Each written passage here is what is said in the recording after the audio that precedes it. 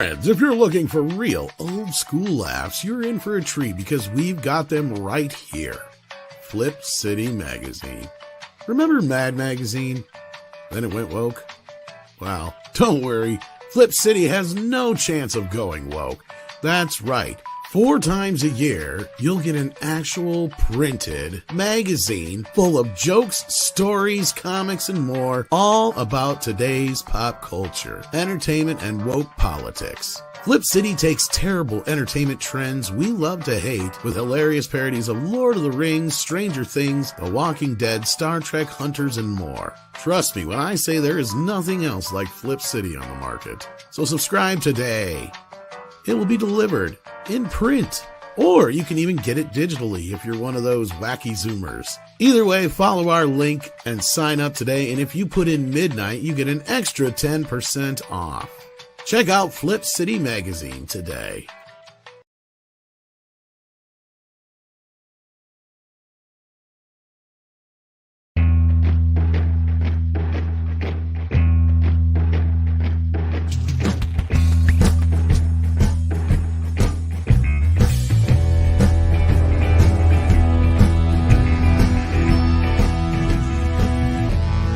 Good morning and welcome to Midnight's Edge in the Morning. It is October 6th.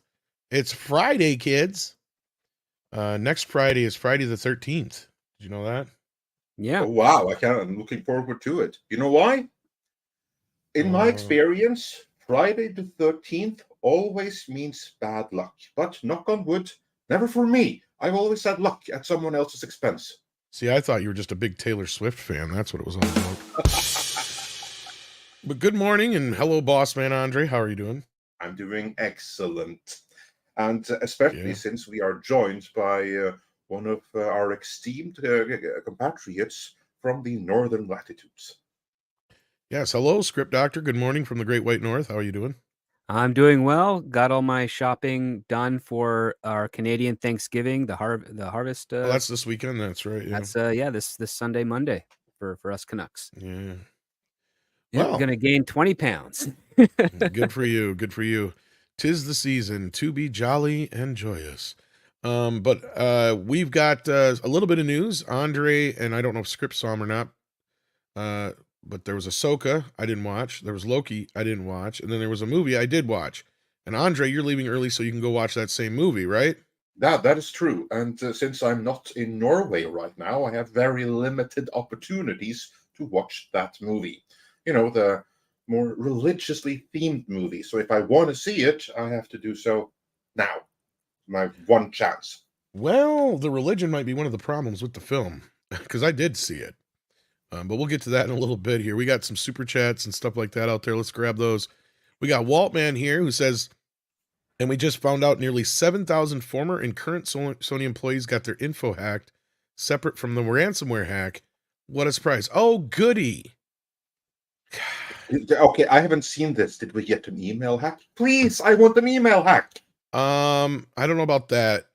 If if anything, it's related to Sony PlayStation, probably most likely. Oh well, that sucks because I don't. Because for those who don't know, the network got hacked like a week ago, and I don't know. Yeah. I haven't heard much since, but I don't want Sony employees' personal banking data and stuff like that to leak. To be clear, I don't want anything of their personal lives. I want their email to leak, their business email, not their personal ones. But I want to go and read all their dirty laundry, their business dirty laundry again, because we had so much fun with that last time.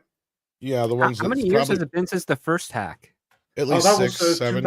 2016. Yeah. Okay. So maybe if we get lucky, this might be a scheduled thing every 6 to 8 years. That'd be nice. Maybe we can tell Kim Jong-un that, hey, you know what? It's been a while. Remember those good old days when Sony made that movie? Let's just send a new message to remind them not to make a movie like The Interview again. Too bad Kim wasn't a Ninja Turtle fan. Yeah.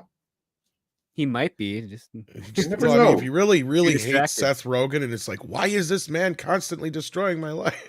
You know, maybe we should point it out to him, because like the dude, he's a fan of like 90s stuff. He's like a huge fan of like what's that freak basketballer? Dennis Rodman. He's a huge Rodman fan. Oh, that's right. Yeah. Yeah. Yeah, so maybe he does like turtles. I think he's maybe, the only and fan maybe Dennis someone just Rodman needs has. to point out to him that, hey, you saw that Turtles movie? Remember the Turtles? You liked the Turtles. You grew up in the 90s. Well, look who's back again. Yeah, but then we'd get a Paramount hack, which would probably be equally as fun, but not quite as I'd salacious. take a Paramount hack. Yeah, but I already know most of the goings on behind Paramount. I mean, it'd probably be much more depressing and tragic seeing them go and praise Alex Kurtzman over Star Trek and shit, but yeah. Considering Kevin Costner's teaser trailer for his movie coming out next year dropped yesterday, I can imagine we're going to see some lawsuits flying here pretty soon. Oh, I stand corrected. The hack was actually in 2014. Yeah, it was a little bit before. Yeah, the chat is always right. Where I was confused is our Ghostbusters. All right, so every 9 years we can expect we might get lucky. Every 9 years we can expect a Sony hack. That's true. If we did get a Paramount hack, we'd get some Kurtzman info probably. Yeah, that would be fun. That would be very, very worthwhile. So kudos to everyone in the chat that pointed out that it was 2014. Yes. We do try to pay attention to that.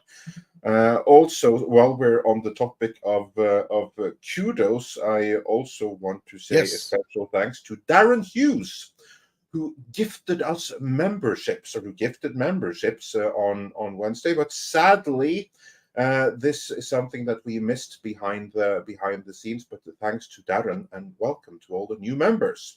I hope to see you in the next membership stream, which is going to be fairly soon here. We also got a super chat at the very, very, very last. Well, actually, it was right after we quit, but I'll bring it up here from ActionCom, who's probably listening in the chat. Everyone, hail ActionCom for the timestamps that makes everything so easier in replays after the fact. So yeah, he sent us a super chat just after the show ended, and he said, Sean Connery got his Red October wig from a secondhand store. True story. I did not know that. That sounds insane enough that it actually may be true. Probably. Yeah. And Dr. Long Dongler sent us a thumbs up. Hit that thumbs up if you haven't already. We appreciate that. Then we got Stone Racket here, who says today marks a very generous super chat. Stone Racket, thank you. It says today marks a time of double celebration. Well, that's always good. It's not only is it my birthday, but it is also the very first day of retirement. Well, happy retirement and birthday. I figured after 35 years of daily grind, it was high time that I left it behind and spent more quality time with my cats. Well, good for you, Stone Racket. That's fantastic. Stone Racket, happy birthday and congratulations on your retirement. And thank you for the $50 super chat. That really helps us out. So celebration all around. We look forward to seeing you and your cats on the next membership stream. Not to wake me up unless Gotham is on fire. Oh my God. You guys are doing this earlier all the time. I swear to God. Happy birthday, kid. Happy birthday. Doing a birthday dance. Yeah, I'm not wearing any pants. It's early. I just put the mask on. Deal with it. Happy birthday. Have fun with your cats. Be cool.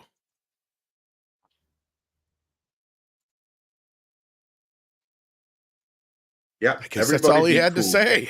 Yeah, everybody be cool. Wasn't having it this morning. He just had a rough night last night. Yeah, he's warming up for the weekend already. Yeah, swear to me. But thank you, Stone Racket, and happy birthday, happy retirement, and hopefully you get to spend many happy days hanging out with your cats and listening to us and enjoying the things that you enjoy to do. And with that, we've got all the super chats caught up on, but you guys, I think at least I know Andre watched some TV shows.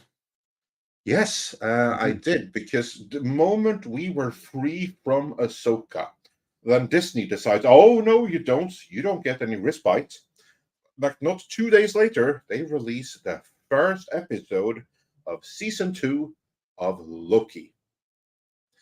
Script. You have seen it with me. Before we just give our general impressions of season 2, can you just recap? Where do you stand on season 1, and what happened in season 1? In season 1, there's a whole lot of convoluted bouncing around to various different places trying to find this character of Sophie, and it ends up in a place I can't remember the name is, but it's like the place where people get pruned and they appear, and they find a castle, and then they find a version of Kang who gives two options. They can either rule the unified timeline and over the TVA, or they can kill him and let it whatever. And Sophie decides to kill him and kick Loki back into the normal TVA dimension.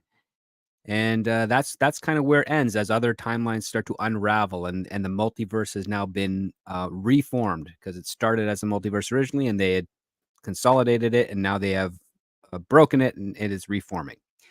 That's pretty much it. Not a whole lot happened in those. I can't remember if it was 6 or 8 episodes, but it was very, very thin. Yeah, that's what I can recall from the first season of Loki. Now you summed it up pretty perfectly. What happened is that we see that for the duration of the MCU as we know it, there was one artificially maintained timeline. And then by the end of it, the multiverse sprang into existence, retroactively canonizing every other Marvel show there and movie there ever has been as part of the multiverse. And then, of course, there was loads of techno babble along the way. I mean, if you thought that Star Trek Voyager was bad for its techno babble, you ain't seen nothing before you have seen Loki and the techno babble in it.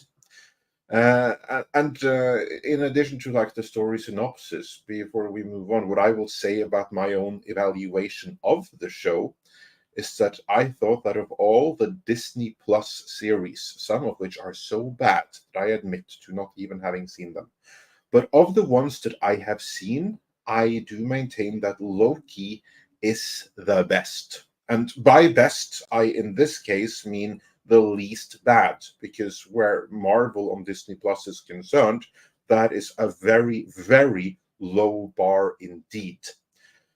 So before we move on to the first episode of season 2, like what's your general evaluation of season 1, not just from a technical perspective, but like how much did you enjoy it, and how much are you looking forward to season 2? I felt that Miss Marvel and Hawkeye were more coherently written, although special effects wise, I think Loki was far better done on the production side of things. So yeah, I don't have very many good things to say about Loki. Even Tom Hiddleston, who I think is a pretty fine actor, I'm still bewildered why there's so many women that love him.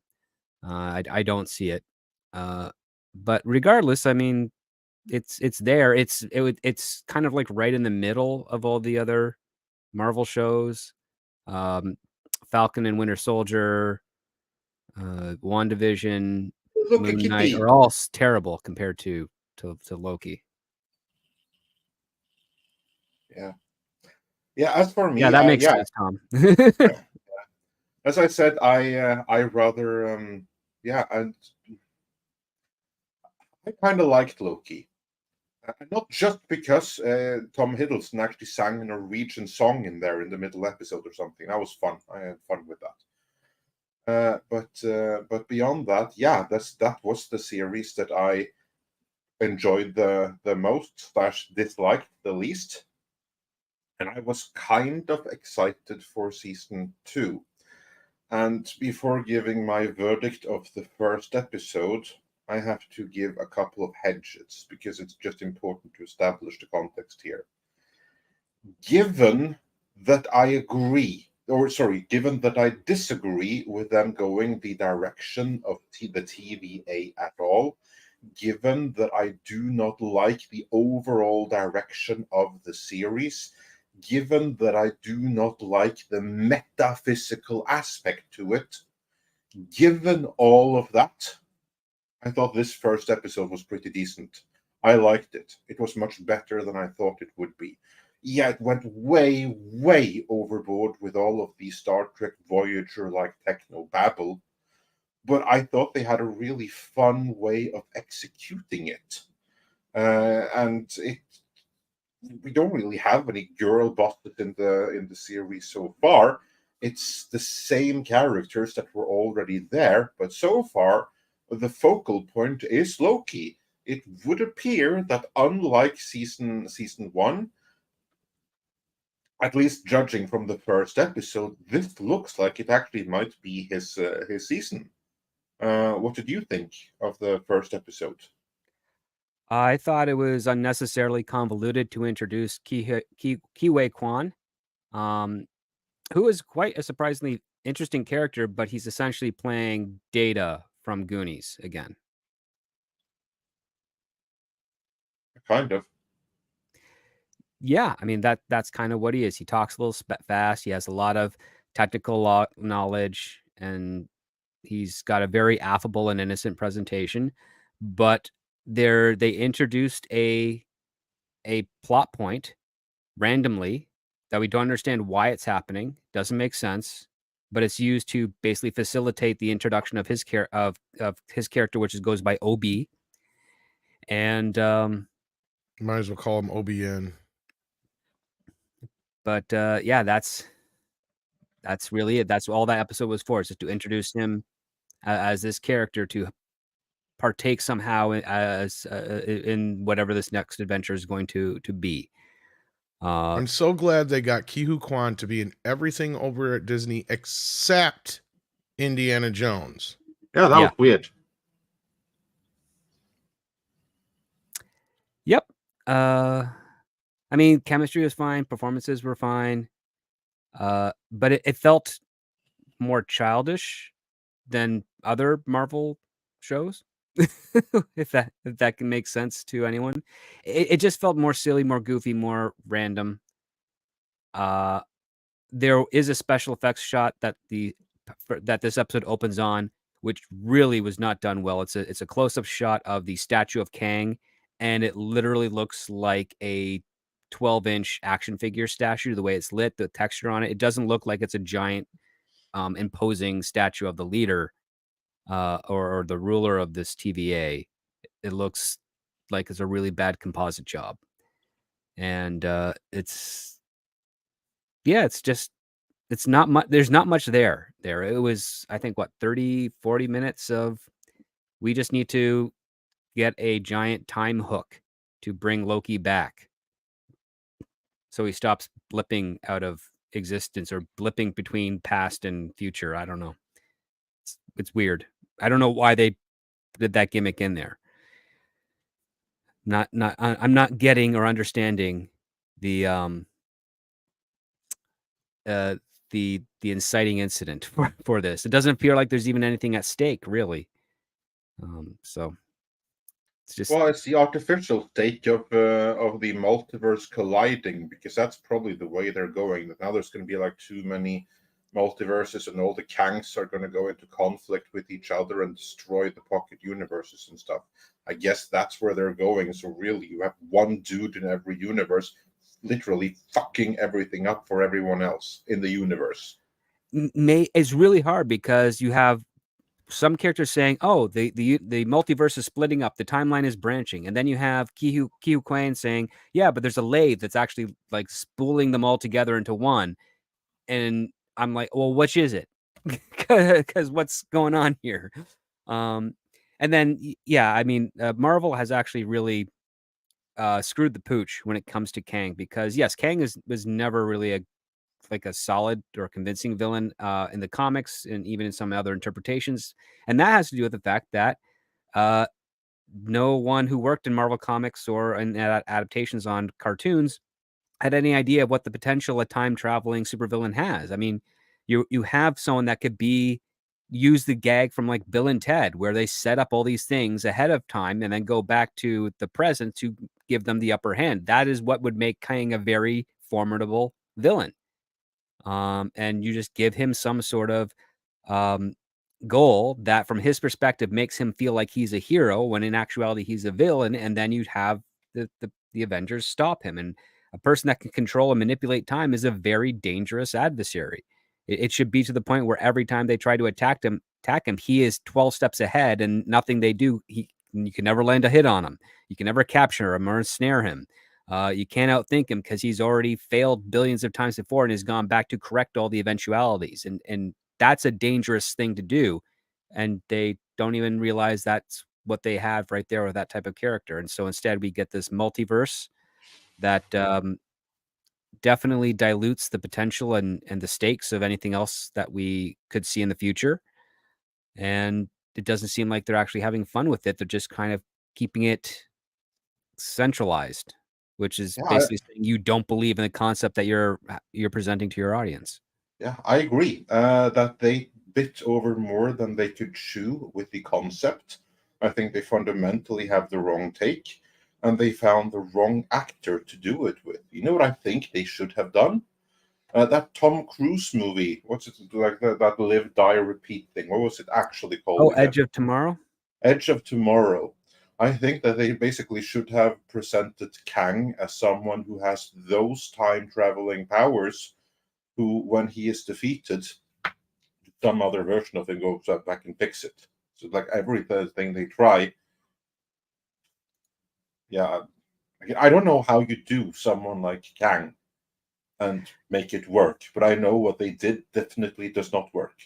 No, and it also doesn't work that in the 2 appearances we've seen him, not just in Loki season 1, but also in Ant-Man, he's defeated.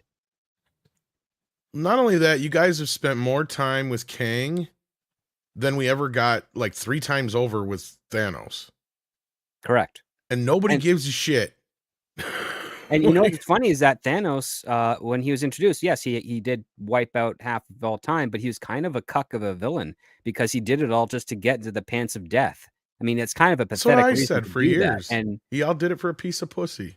yes, and they took that away from him in the films, which would have made him still as sinister in the way they presented him, but it would make him less appealing or less likely to be seen as altruistic or trying to save the universe because of limited resources or some other BS eco-friendly thing.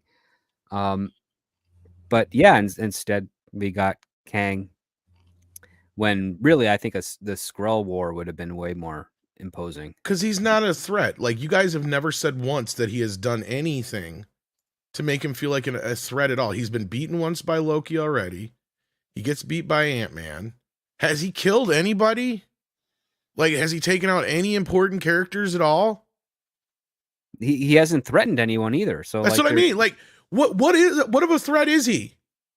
I fail yet in all this time listening to you guys yammer about this shit for the past year or so. No, that's the whole point. You nailed it the first time.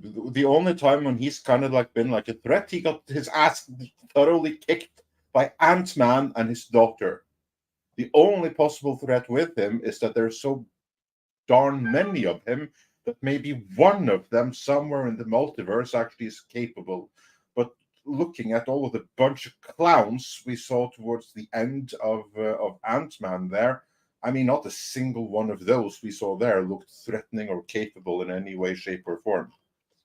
The other part too is you can kind of make this work if you say that this, out of all the timelines, out of all the infinite timelines, this one here that has the characters we know and love, it has some sort of importance and value to Kang that if he controls that universe, it helps him control all the others far more easily, or what have you. They just give us something at stake, because even when they introduced Thanos in the post-credit scene of Avengers, the only people that really knew what was going on with that introduction were the people that read the comics or were familiar with the stories. But the way that it was set up is the fact that, we see this stone that has been given to Loki, and he's used it to control people's minds, and he's invading Earth and what have you, to do it. Like, it was an intimate story. It's like, okay, Loki wants to take over Earth. Cool.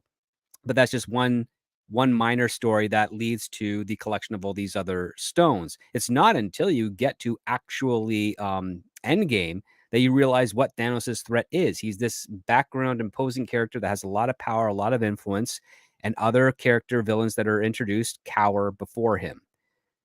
We get nothing of that to parallel with Kang. Yeah. And as a result, where's the interest? Where's the potential for threat or what's at stake? It's gone. Basically, they made the bad creative decision early on because one, you maybe shouldn't have gone with Kang in the first place, and two, given that you were, this was the wrong direction to take him. Yeah, if anything, this is what I would have done with Kang. Post-credit scene of Avengers Endgame. What I would have is I would have Kang monitoring the timeline and noticing the absence of Captain America in 2025, and then just showing various other characters' funerals and deaths as a subsequent, it was a ripple effect. And basically, whatever power he had, if he ruled Earth in his own time frame, we should start seeing that destabilize and vanish, and maybe seeing like a scorched earth as a result. And he takes, himself and maybe some of his drones or followers, whatever, to say, Captain America should be here. Where did he go? What did he do? And we, as the audience, kind of know, but he's got that lingering question where he's like, if I want to maintain my empire, I have to either find or kill Captain America, and he's now hiding in the past, in the 1940s, what have you. And that was what you'd get as a secondary part, because then you have basically him saying, okay, Kang is now going to try and hunt down Captain America, but he's kind of off the chessboard, so to speak. That will give you some potential, because now we as an audience are now concerned for a hero that we liked, and that he did his kind of like, bow, his curtain call, as you will. And then it's just all about, every story should be getting that post-credit sequence of Kang getting closer to figure out what happened to Captain America, so he can either kill him or keep him alive and kill him later or what have you, so that he can maintain the his empirical rule that he had in his own timeline. That gives you at least stakes, and it also gives you a conflict of interest with, it's like, well, if that's the inevitable future for Kang because he's there, is it right for him to either bring back or kill Captain America? And that gives you a fun little question for the audience to worry about. And then you just leave it up in the air for that, and you allow all the other new Avengers to come in and assist in that conflict. That's one way, and I think that's a little bit of me drawing from the from, I think, one comic story, maybe even the cartoon, way back. But at least as a starting point where you actually have stakes and mystery, and we don't have any of that here with this character. All right. Oh, you Anything are else you entirely guys right. have to say about this crap? No, not for me. No, I think that's about sums it up. We're one episode in, and I think that we've covered it as much as anyone possibly can to. Corn on the Pod, that's a funny name, says, if you would have just told me 10 years ago that I wouldn't care about the MCU show that's airing, I would have said you're crazy. So ready for today's Midnight's Edge. Well, thank you for being here, Corn on the Pod. And yeah, I just brought this up the other day, how one of the questions we got asked the most for years was, how bad does Marvel have to fuck up before people turn away from it? And I think we've got the answer now. It's about like 5 movies and 5 TV shows. That's how, right? Like somewhere in that region. Yeah, and it's not just that. Yeah, Because we dropped Star Wars Ahsoka post-mortem earlier today. And I saw some comments that basically said, you know what, I was like watching 5 minutes into this, and then I realized I don't care.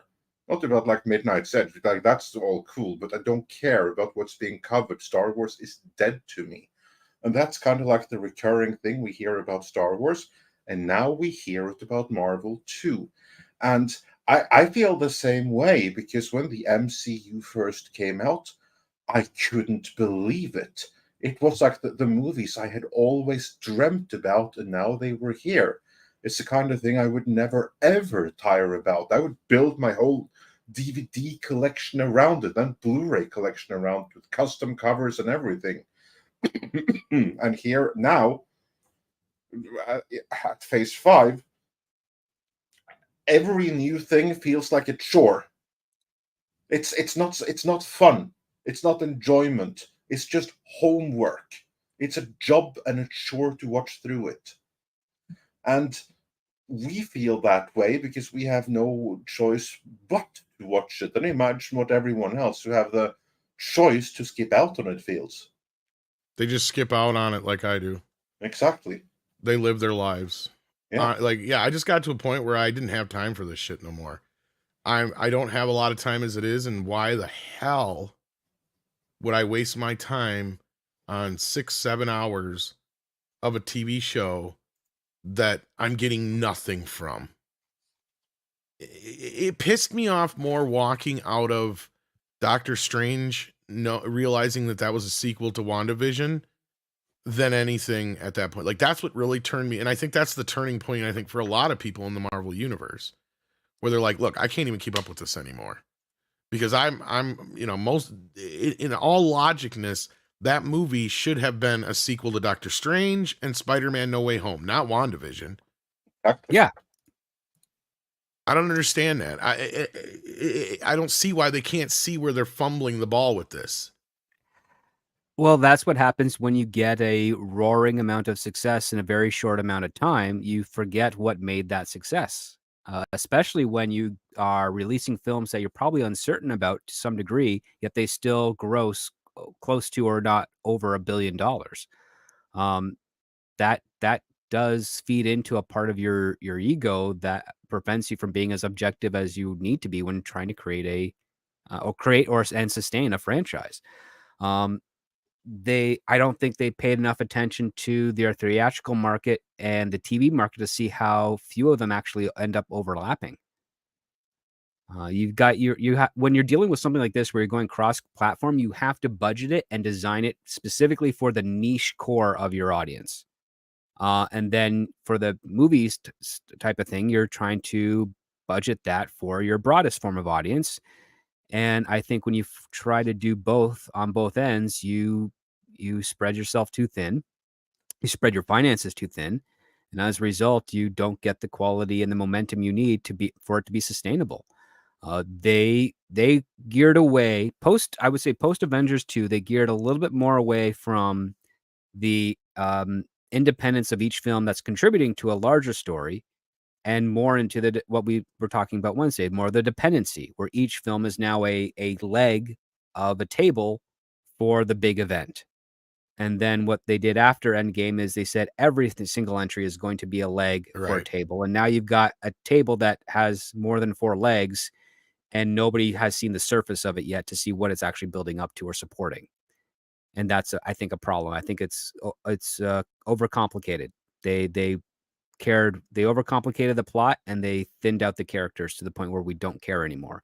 And that's the opposite of good storytelling. Great storytelling is you want complicated characters pursuing a very simple goal, a goal that anyone sitting down can pick up quickly, see, okay, this is the problem. This is what they have to do. Great. How are these characters that have their own perspectives, their own way of doing things going to work together to achieve a solution?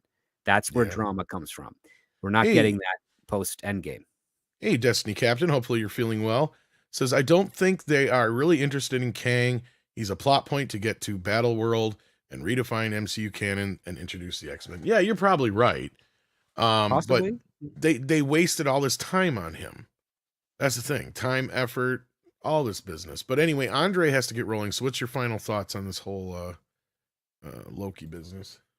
Well, I kind of like the first episode. I am looking forward to the rest of the season incredibly, and I sincerely hope that the rumors we have heard about them retooling Marvel are true and that they will do it the right way. Because here's like the thing: I don't mean to be a hater. I just accurately talk about what's going on. I don't want to dislike Marvel. I don't want to dislike Star Wars. I want to like these things. And I hope that the day will come when I will like them again. When I hear, oh, here's a new Marvel thing being announced, that I will, yes, I can't wait. Instead of, oh no, they're going to fuck it up. That's where we are right now. So yeah, that's Stanley my thinks you just like thoughts on Owen that. Wilson in it. I do like Owen Wilson. I'm completely against his entire character, but given that the character is written and is there, I like how he's doing it. And I do like the body cop aspect to it. All right. Well, Andre is going to take off and go see The Exorcist. So maybe, just maybe, we'll do a little stream about that later. Yeah, we'll see. No promises, but we shall see. All right, so we'll see you soon, Andre. Take care of Yeah. yourself and enjoy the Take film. care and have a great rest of the stream. And hopefully someone else will come and fill in for me. Oh, Yeah, I enjoy hope the so. movie. Because Yeah. I don't know Cheers. much about this Star Wars business anymore. Take care. Take care. All right, we got Action Comics sends in another 10 and says Sean Connery had a professionally made wig for Hunt for Red October, but it was designed with a ponytail. Unfortunately, when he wore it on set, the ponytail looked like a phallus. That could happen. I can see that. Cryam says, Hail and happy Friday. Congrats, Stone Racket. You're not alone, turning 39 today. Sorry, Bat Tom. Sorry, not sorry, Bat Tom. Oh, I got to wake him up again. What is it with you guys and your parents fucking like 9 months ago this time? Jesus. All right. Valentine's Day sex, dude. Oh, that makes so much sense. Last Valentine's Day, it was rough. I had to deal with Poison Ivy, Catwoman. Man, it was like one of those comedies where I had 2 dates at once. It was crazy. Okay, here. Happy birthday to you. Happy birthday to you. Happy birthday to you. Happy birthday to you. Insert kid name here. Blah, blah, blah, blah, blah. Happy birthday, guy. To you. And with that, he was gone. Cool. Happy birthday, Cryam. Yes, happy birthday, Cryam, as well. 39 years young. Awesome. Hmm. Libra Wolf has been here for 4 months as a member, not 9 months. And Jesus Davila gifted a membership. Thank you for that, Jesus. So yeah, on the Disney front of news, there was one more story here, Star Wars related. This is what I meant before, about Ahsoka or whatever. I meant this. It looks like Star Wars movies to head to Disney linear networks and will be shared with Turner Networks under a new deal. So we'll go through this real quick. This comes from Deadline. Exclusive, in addition to streaming on Disney Plus, all 11 live-action Star Wars movies will now be available on Disney linear networks, including ABC and Cable's FX networks Freeform, starting this month. The arrangement stems from Disney renegotiating the existing domestic licensing agreement with Warner Brothers Discovery Turner Network, which will continue to carry the full suite of movies. So for you guys who may not remember this, back when Disney bought Fox, they didn't have the broadcasting rights for the Star Wars films, if you remember Script. That's 'Cause right. those were Fox had actually already still over at negotiated. Turner. Yeah. Yeah, they negotiated a deal with Turner, and Disney technically purchased that deal. If memory serves, back in 2019, they tried to relicense it back, so it's only exclusive for Disney Plus, but they weren't able to get that, Right. and so they ended up renewing it again, so that the Turner networks would still be able to broadcast all the movies that Disney had, that Fox originally had, and the ones that Disney had released up until that point. And I think this new one allows them to also broadcast The Rise of Palpatine among this. So it's like all 11 theatrical released Star Wars films. Yep. And yeah. for probably a hefty penny, that's probably going to go towards their Hulu acquisition. Yeah, and this includes TNT, TBS. It could even maybe include Turner Classic Movies. But yeah, I would imagine this is going to help them a little bit, at least put a few pennies towards that deal. Yeah. The development comes as the 7-year term of TNet's deal for the first 6 Star Wars movies. That would be TNT, I suppose, consisting of the 2 George Lucas trilogies expired at the end of September, with the windows on the newer films staggered and set to expire at different times over the next couple of years. The new co-exclusive multi-year deal aligns the terms of the 11 films for both Disney and the Turner networks, which will end at the same time. The fate of the slate's domestic linear TV rights beyond that has not been determined. So this is just for the movies, none of the TV shows. So this won't include Mandalorian or Ahsoka. Exactly. All those are exclusive to Disney Yep. Plus currently. So yeah, so that's the basics there. From there on out, I don't really look like there ain't anything we already didn't talk about. So yeah, I think the basics of this script, without any of the WD Pro or any of those guys popping in here, basically that's all this is like you said, it's them getting a little bit of money out of this deal that was already kind of a crappy deal for them to begin with, because when they bought these movies, they didn't really have the right to broadcast them the way they wanted to. Yeah, in fact, I think they also had to negotiate a little bit with Warner Brothers to be able to show them on Disney Plus as well, because that would Yeah, you just brought that their up. Yeah. networks. Yeah. So no, I mean, listen, this is okay for those who still watch cable. they want to see a Star Wars marathon, that's probably going to happen in maybe tomorrow, given that the deal's been renewed.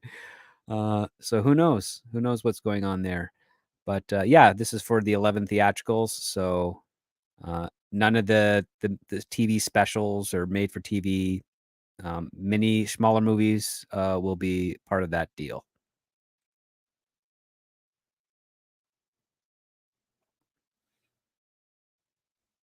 Sorry about that. I see Jonas in the chat. Hey, if you're free, hop on in. Feel free to give us your 2 cents on this, Jonas. We'd appreciate it. He's been a member for 7 months. I sent you the link already this morning. So I figured if you were free, you'd probably be here already. But anyway, Dark Winter says, does that include the 2 Ewok movies? No, I don't think it does. No, those weren't theatricals. So that's not part of the deal. And I believe those were initially run on ABC, so I think they own technically the ABC, and I think even Family Channel probably. Yeah, well, yeah, and NGM owns the distribution on them video-wise, but I think Disney has them now because they are on Disney Plus in HD, no less. At least they were. Oh, cool. If you want to get some Ewok action. I haven't seen them in like, I think the last time I saw those 2 films was maybe 2006, 2007. So I got them on DVD. So yeah, I'm sure if you remember, the stories are not the greatest, but they're pretty decent special effects for TV movies. Mm-hmm. But of course, it's George Lucas amortizing stuff from Return of the Jedi, basically. So, yeah. So yeah, good for them. Good for Disney. What isn't so good, at least for the box office wise, this is kind of a mixed bag. This is where Andre's headed to right now. He's off to see The Exorcist Believer. And it did manage to muster up almost $3 million last night in previews. I was kind of surprised considering the screening I went to. It seemed like half the people that had bought tickets didn't show up. Was this one of those day and date ones too, or? No, I thought it initially was going to be, but I guess they changed their minds. And probably because of how much this thing costs, which we'll get into in a moment here. No, I haven't even seen much advertising for this either. That's the other part that's been kind of interesting. Like I haven't seen billboards or bus ads or any like ads on commercials or YouTube. Which is funny because I guess reportedly they spent like $125 million on advertising. Well, I wonder where they put that.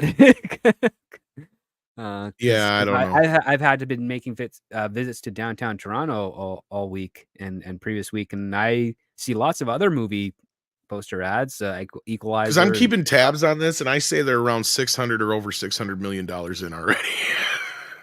That's where my calculator is.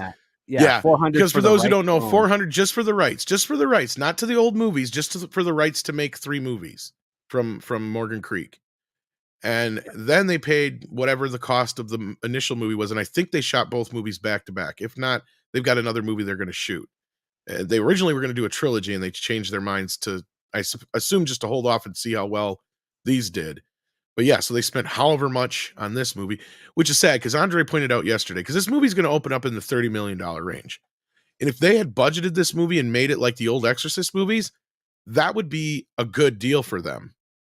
But that'd be goodwill when with regards to the profit for the movie. It wouldn't necessarily pay off but it's a good opening for a movie. Let's say if they only spent between 15 and 30 million on this movie by itself, then they'd be in good shape, which is what you should have been, because that's what all the last few Exorcist movies, they didn't spend no more than that on it. Well, aside from, oh gosh, her name's escape me right now, but what other names are in the film that could justify a larger budget? I don't know. Well, I don't think they spent much money on the movie. I think it was all just to acquire the rights. Mainly because the main star, yeah, she gets top billing, but she don't even show up till halfway into the movie. I'm trying to remember the name of the guy who's the main star. He's a guy from Hamilton and Leslie Odom Jr. And he gets like 4th billing, and he's like the actual star. Oh, and don't go to IMDb because it spoils something right off the bat. I'll tell you guys right now. So I just noticed it. But it's going to be interesting to see how this movie rolls out, because I went to it last night and I did a review over on Midnight's Edge After Darks, and I think we're going to talk a little bit about it tonight with Andre and maybe Mr. H. So stay tuned for that, kids, because this is going to be a real short show. I apologize. We don't have much for news, and Andre had to go see the movie, and this is the only time he could go.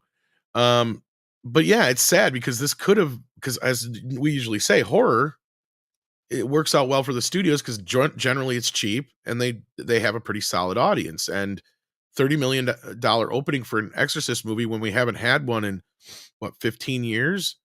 That's not too bad. Yeah. That's Actually okay. close to 20 years. I think it was 2004 when that one came out. Well, I mean, I remember a couple of Exorcist films coming out that were more about the trial regarding whether or not someone had an exorcism. I remember people thought that was part of the Exorcist franchise. You had the TV series, but otherwise, yeah, it's 2004 was when Exorcist the Beginning came out. Yeah, It's been that long. 19 years. Wow. Yeah. In a 50-year-old franchise.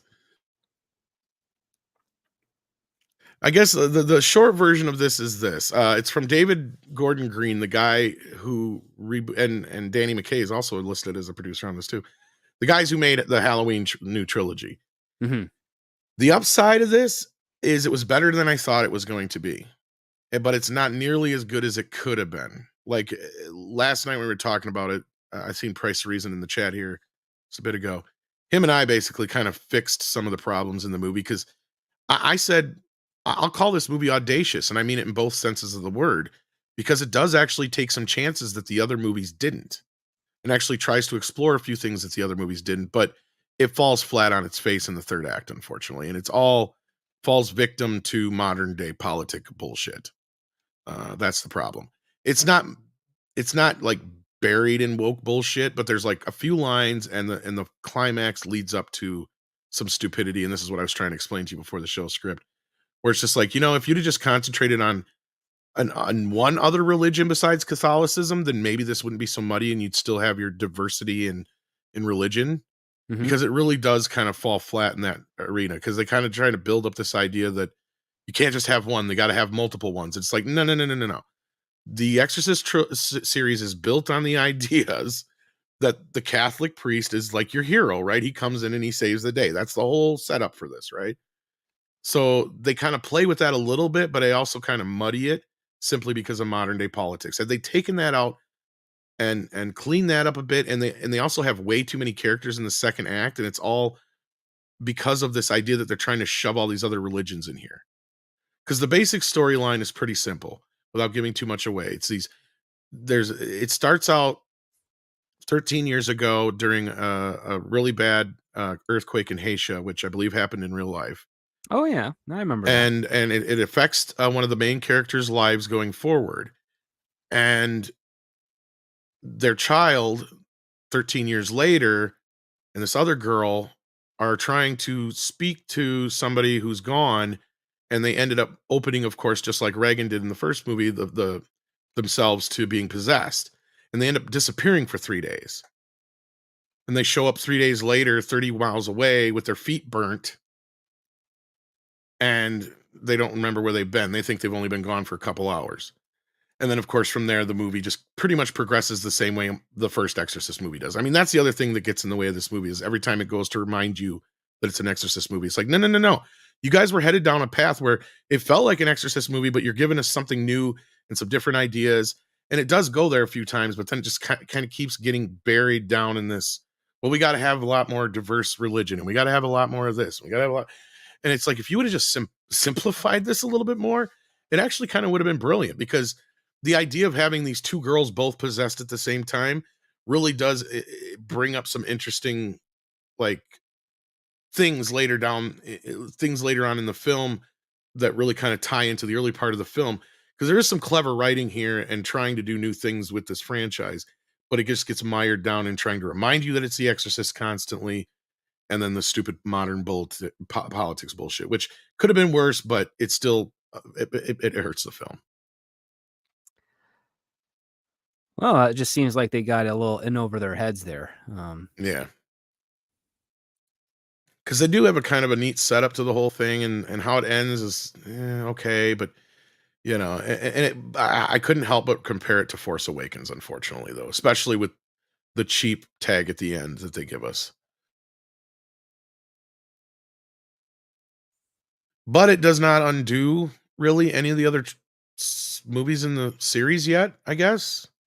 But it doesn't acknowledge any but the first one. So I guess you have that aspect, unlike the Halloween one where it's completely undoing 2 other, timelines. Well, Or 3 Halloween's other. just a mess. I mean, Yeah, it was a mess, and this at least feels like less of a mess, and it's almost like they made it more of a mess on purpose. It could have been much better than it was. all right. But, yeah, I don't see it, living much past this weekend, unfortunately. And the cast varies from okay to bad. Um, like, Odom Jr. is real good. Ellen Bernstein has I think it's the choices made in the story and the direction. She's kind of because okay, here's a good point. Like, she writes a book, okay? Who writes a book? And Ellen Bernstein, and Okay. in the movie, okay? And Mhm. there's one point where in the book she points out where Reagan had "help me" written on her belly from the first movie, remember? If Right. you've watched the first movie, she wasn't part of that scene. In fact, the nanny flat out tells Father Karras, "I don't want Chris to know about this." And she shows, that Reagan has "help me" scratched on her belly like, like she did with a nail, like her own fingernail. And that's what kind of triggers the one character in this movie to see something. It's like, wait a minute, though. She wasn't even a part of that in the first movie. Like, so there's a few bits like that here and there, but otherwise it's okay. I mean, it's just, yeah, if you're a big fan like me, you'll pick things up like that right away. You'll be like, wait a minute, that shouldn't be that way. But anyway, Yeah. whatever. I don't know. I wasn't even going to go see it, but I had a free pass, and I guess the power of Christ compelled me to go see it. Well, it was better than the power of Pazuzu. So, Yeah. I mean, this is kind of a weak month for films. Aside, like Saw already came out. Yep. The next one outside of the Taylor Swift concert is like what? Killer of the Flower Moon, Scorsese. That might. I seen a big standee for that at the theater. I was kind of surprised. Yeah, and then I think Cage is in a movie called. Oh God, what is it? I know the one you're talking about. I can't think of the name of it, but yeah. It's not Five Nights at Freddy's. That's something No. else. It's that other one where he's the dream in the dreams, where he shows up in the dreams, right? Something like I think so, maybe. I'm trying to remember the name of it, but yeah, it looks interesting. It looks kind of weird, but interesting. And then I saw the trailer for the new Jason Statham movie at the theater too. That didn't look too bad. I think that comes out this month or next. But And yeah, it's then kind of a John slower Cena's month. in But Freelance. That's another special forces guy with a gun movie. yeah. So yeah, listen, this might be good for The Exorcist, considering the fact that the October competition is kind of thin. But Well, you can hope that Taylor Swift is like a one weekend and done thing, because then it has another 2 weeks of Halloween after that, basically, to play pretty with. much, yeah. I mean, the other part too is, while the concerts are definitely a good thing for theaters, how many future musical artists are going to be able to draw that much I don't know. to theaters? Beyonce's the next one already, and I think she's Yeah. got a good chance. I And mean, then yeah, sure, there's going to be a what, is but Justin Bieber going to do the same thing? Like he already did. That's what we He got to did? remember, is he was one of the top. Yeah, he was right behind Michael Jackson as far as highest grossing at this point. And now Taylor Swift is looking to, unseat the king of pop. Because remember, I don't know if you might not have been here that day, but I looked it up because I just out of curiosity, because I was like, I know studios have done these before. I'm like, I wonder what the highest grossing concert movie was. And we predicted it was either Justin Bieber or Michael Jackson. And yeah, it was Michael Jackson, Justin Bieber, and I can't remember what the third one was. That one might have been U2 when they did Rattle and Hum or whatever, but yeah. But if like So I know it's Justin been Bieber were far to and have a few concert between. in February, do you think that would also? I don't know. He's not as big as he used to be. That's the thing. Yeah, that's I mean, the point. Like, how many big yeah, stars on there's a the few that music scene could. are? Like Billie Eilish might be able to do something like that, and maybe make a dent. Not quite the dent Taylor Swift or Beyonce could, but I'm just no, thinking you're about, like, 100% right. frequency. Yeah. Because again, a studio releases anywhere between 30 and 50 movies a year. How many musical acts can actually generate something competitive consistently month You're to right. month? You're right. Right? No, I it mean, would it's take a definitely going to while. help the theaters, but it's like, is it a viable alternative? Like a Garth Given Brooks maybe could, stuff like that. You'd have to basically dig and sift through a few, and Garth you're Brooks, right. I haven't heard that name in a while. Well, he did one like a couple years back, but I think that was more of a selected theater thing, because that's the one where they opened it up out here during COVID, and they showed one of his concerts and a Fleetwood Mac concert, Mhm. and you would have swore they were actually having an actual concert out here. That's how many people were out here just to see that shit. And I'm just like, wow. And I'm like thinking about it. I'm like, well, it's probably not much different, really, because you think about it, most concerts nowadays, you just see the little guys down there on the stage, and they got those big old screens anyway. So you're just all you're missing is the little guys down on the stage, basically. Pretty at much. the end of the day. Yeah. And I think U2 is going to do another one too, because I saw them releasing some things too. Well, and then yesterday I was kind of like, shit, I should have went to that instead. They re-released Stop Making Sense in theaters for a special anniversary, the Talking Heads concert film. So that would probably been one of the last bigger ones prior to like Justin Bieber's and whatnot. Did Spice Girls ever do one? I know they did a movie, but I'm trying to remember if they did a concert film. There's a lot of concert films just go straight to video. Like I've got a few. Like 1999 to 2001. Yeah, that was a movie though. That wasn't a concert film. No, I mean like their actual relevance was between like 99 and 2001. Like no, I know, but I was trying to think, did they do one in their height? I'm trying to remember, kind of thing. Yeah, people are saying no, but all right. So we'll see how The Exorcist pans out this weekend. Maybe Andre and I and perhaps Nate will do a stream this afternoon to make up for such a short stream today, talking about The Exorcist. We got some super chats here. ActionCom sends in a generous 20. It says, at Tom, I was wondering the documentary We Kill for Love. It explored the erotic thriller genre when discussing the downfall. The doc says that the big studios in the late 90s declared war on independent productions. I haven't seen this one, but it sounds familiar. But yeah, this kind of goes off of what Script and I have talked about before, where we had the independent boom of the 90s, and then a lot of those companies just got soaked up by the studios in the end of the day. They got soaked up. What's really funny is I was talking to now that the writer strike is over and they're voting the voting to ratify it is almost coming to an end. A lot of writers were talking about how the spec market actually started to die the moment the independent studios got kind of gobbled up by the bigger studios. And there's a friendly debate. I wish I could have recorded it and shared it, but might have doxed a bunch of us.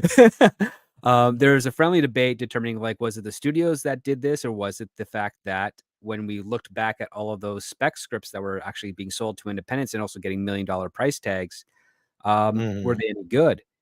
And as we were perusing through them, they were the traditional form of bad, the type of bad that we miss, the bad that we don't get as much anymore. Yeah, I see what you mean. And basically, it seems that it was kind of a critical mass, so to speak, where there's so much being written and pushed and optioned or sold for six figures, but the actual final product when released would never return as much investment as what was put in from not just from the sale of the script. Like if you're a studio and you're throwing down $1 million on a screenplay, that's already a big, dent in your budget for however big that or small that movie is. If it's a smaller movie that only needs 10 million and you spent $1 million on it, you're already 11 million in the hole.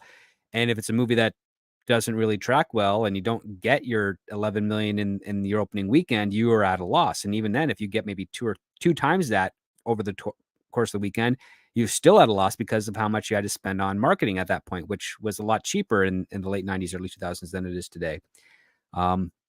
And so the spec market kind of died out. And then that's where we saw the rise of the intellectual properties and the growing IPs and the diminishing exposure of the independents, because the independents is where you kind of mostly get the original movies and story ideas. Yeah.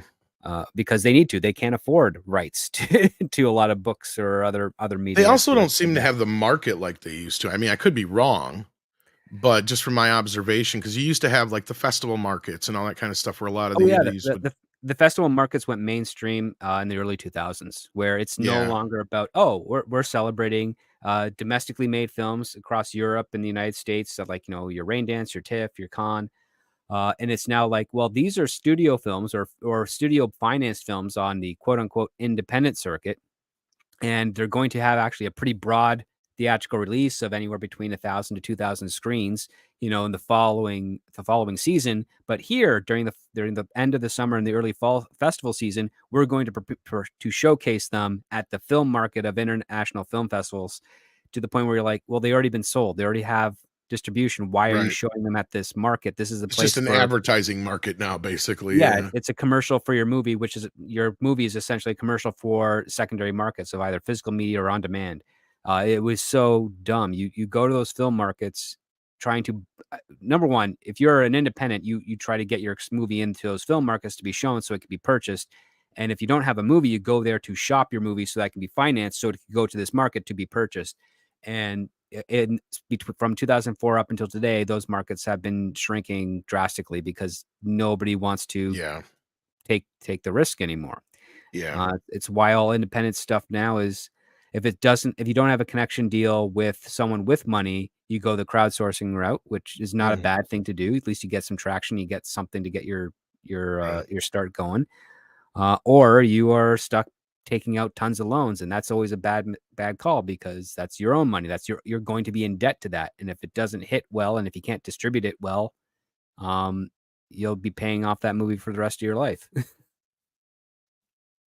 Yeah, and streaming changed a lot of it too. And I mean, of course, like I think that's what I was going to say too, is like the market changed, and really the time period you're talking about was because you also had a period where you had your actual indies, and then you had like your indies under the studio, which was like New Line Cinema, Dimension and Miramax, those kind of a thing.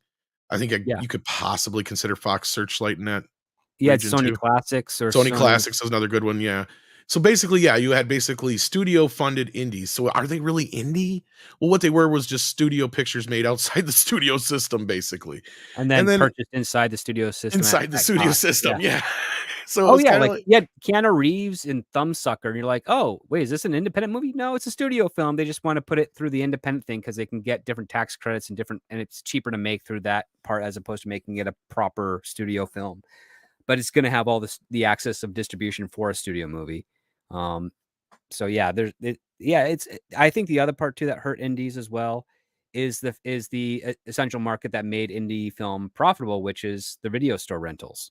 Video store rentals would buy them at technically full market value, and that would bring in a lot of money, and it was up to those rental stores or some of the retailers to sell the inventory.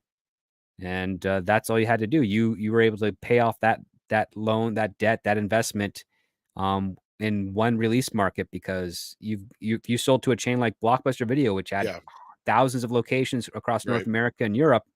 All you had to do is sell 30 copies to every store, and you made your money back and then some.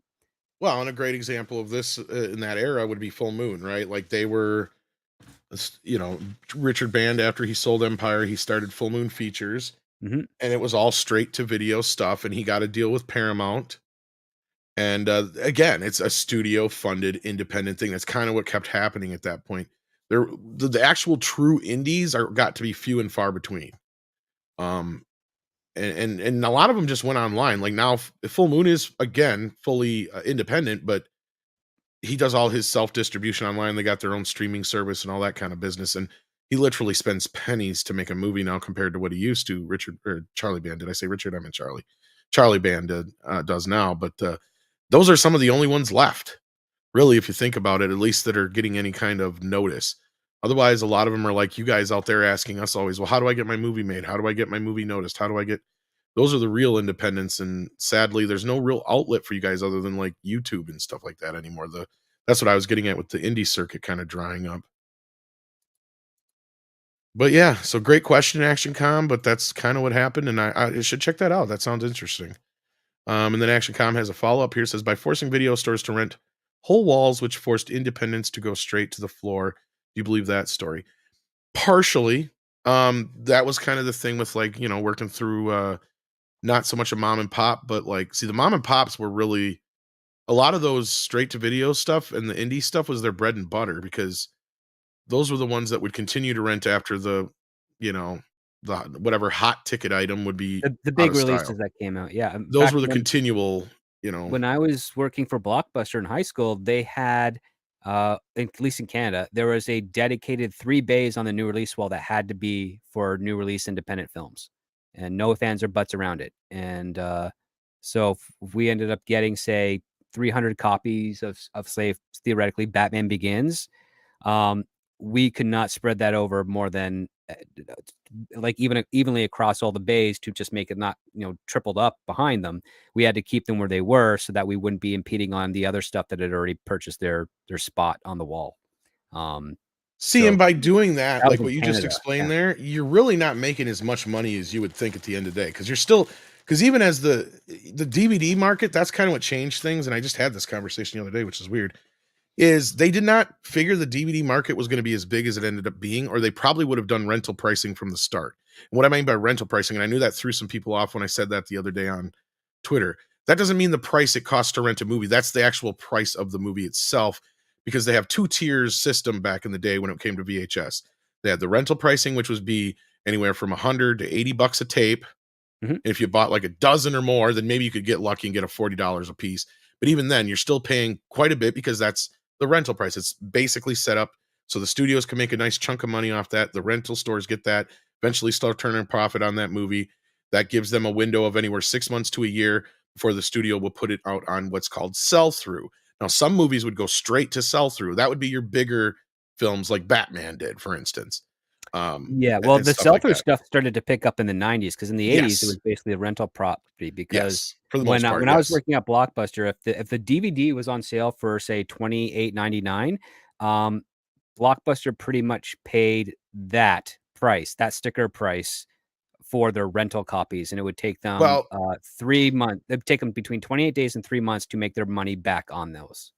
my point I That was was going to their get to is metric. Yeah. because they kind of fashioned DVD after the Laserdisc market, because they thought it was going to be it'd probably be about the Laserdisc market, and they thought it was just going to take over that. And what the Laserdisc thing was is they priced Laserdisc for sell through from the start. None of them were ever priced for rental, so they did the same thing with DVD, and then DVD took off like 20 times faster than VHS ever did. And I can guarantee you, had the studios known that that was going to become the main format that fast, they would have done rental pricing from the start, because sure, they made a little bit of chunk of change off the beginning of the wave of DVD with them, selling a buttload of copies at $20 a pop or $30 a pop. But what they did was sacrifice those nice big chunks of the rental pricing that they had before, because that was another tier they took out of their system. And that was way back when, because it went, like I said, you would rent it out for a while, then they would get that nice big chunk for spend, $80 a disc. And then they go sell it themselves through Walmart 6 months to a year later. Then you could go buy it yourself like normally you would, unless it was a Disney feature. But they didn't do that. And so from the start, DVD was kind of doomed, because as soon as the shine wore off, I knew it was going to be a problem. I'm like, yeah, people are buying DVDs now, but what about 2, 3, 4 years from now when they don't give a shit because it's not a new format anymore? Right? Then they're not going to be buying as many DVDs. They're going to be renting more. And when Netflix was basically running the whole game, then you didn't have any late fees. No other video store could survive because of Netflix, and it all came crashing down. So, yeah. But anyway, you're partially right on this. But a lot of those independents helped the video stores more than they hurt them, or than the video stores hurt the independents, I should say. I meant. Marks from 117B says YouTube show Husband Hotel streams on Amazon in January. Okay. I don't know what that is. Yeah, I'm confused. YouTube to show Husband Hotel streams on Amazon in January. The YouTube show Has Been Hotel streams on Amazon in January. Okay. Oh, so they're licensing it out to them, you mean? Was that like one of the YouTube Red shows or something like that, possibly? I never heard of it, so maybe. I hadn't either, so I don't know. I'm assuming that's what he means, though. Because we were talking about licensing out stuff, so I would assume so. I'll take it as that. Joey says, hey, Script, any WGA news at this point? What do you think of the deal now that you've had time to think about it? I've not only have I had time to think about it, I've actually reached out to lawyers outside of the Hollywood system to take a look at it, and they have kind of overlapped with the stuff I've been hearing from inside. It's a pretty strong deal. So yeah, it's probably one of the better ones the WGA has gotten in the last few decades. So I think it's a win. We'll see how that reflects with regards to the output in the industry, but that's going to take maybe a year for everyone to get. But I'm looking at it here and I'm thinking, okay, yeah, money is good for it. Insurance is good. Pensions are good. Healthcare is good. The merit-based aspect with performance-based residuals is good. So yeah, it looks like it was a solid win. It's a lot of people are quite surprised. It might have it's so far it's looking like the ratification process is going to be an overwhelmingly high majority. So we'll have to wait and see. I know some people are saying, yeah, the AI stuff is being kicked down the road. to a degree a little bit, but it's not so much trying to stop AI. It's making sure that they can't not pay writers. That's basically how the term is, and it's also the studios agreed to be very to prohibit AI at certain levels, which is kind of like the best thing you can have right now. Reinforces an older line item that says only a human being can be a screenwriter. There you So, go. And till somebody who might AI have a somehow perspective, qualifies as a human being, which is going to be never, I don't think there's going to be a problem in the future. somebody who might have a perspective on the Film Actors Guild side of that, Oh, Paulie. Oh. That's still in negotiations right now. Nobody Oh. caught that I said Film Actors Guild. Film Yeah, Actors very Guild. clever of you to steal another joke from 20 years ago. I know. I don't care. I just wanted to see if he caught it. I'll see that in chats here and there. What's up, Tommy? Not much. We're Lord. just about to wrap up, actually. What you up to? I was trying to get on here like at least a half hour earlier.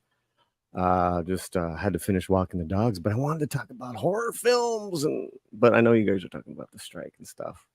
Well, we just got the super chats now. We're just finishing up on but we were talking a little bit about Exorcist and stuff. Yeah, man. Hello to everyone in the chat. Hello, and what's up, Script? Oh, I'm gearing up for some more work, which is great because that has a ripple effect for more work for those actors once they get their deal, and I hope it's a good one. But I've already publicly stated I'm not a big fan of Duncan Crabtree Ireland. He's kind of screwed a lot of actors from previous deals. So there's that. The good thing to everyone in the chat, just some little knowledge, is that actually commercial and voiceover work has never stopped. And, correct. Romy, my lady, who's an actor in the business, she landed, and then today's her first day of work on a national Walmart commercial, which is huge for Christmas. Nice. And, congrats, yeah, dude. Yeah. Oh, wow. Cool. Our whole household was just like, that was it's a big deal around here, guys. But you know what's interesting is that it's like a 80-page project script. It's like is it a series of commercials then? It's like a 5 day work, 5 days of work. It's been like 3 days of so she actually had 3 days of wardrobe and a day of table read. Wow. Yeah. So this is also probably going to do theatrical. Is this something for maybe Super Bowl or something? Maybe that they're doing like a series, perhaps. Well, no, I think it's Christmas, so I think it's not Super Bowl, but it sounds like it might also have a theatrical output for that, because that's where you usually do higher level stuff. It's going to be television, but you're going to have the expanded one on theaters. Yeah. Mm-hmm. I mean, it's Walmart, for heaven's sake. It's not like they can't afford it, but what that means for her is that next year she gets to continue her health insurance, guys, and that's good. That's one of the biggest scares for every working actor in the union, because there's a lot of non-working actors that are in the union, which it's a whole nother argument. Their health eligibility stops as soon as you went on strike, which makes sense. Yep.